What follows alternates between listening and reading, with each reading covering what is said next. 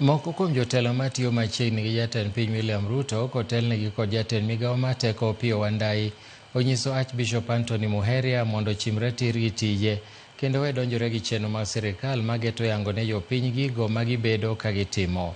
Ma obiro bang' Muheria wuok tung' moswo gi sirikand kosundo sirikal mondo mi kuom siko mana kalando gik ma gibiro timo kar chopo singo mane gisingo ne jopiny higni 2 mosekalo.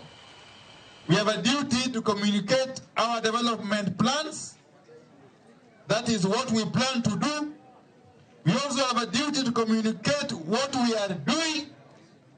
Similarly, we have a duty to communicate what we have done.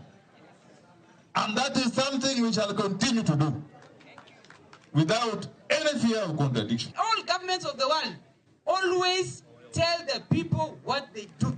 And it is their duty. In fact, for us, it's in the Constitution. We are doing something called public participation.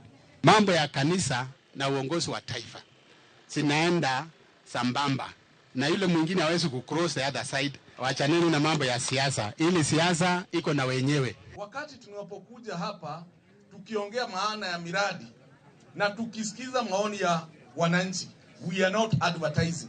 We are basically listening to the people and delivering to the people.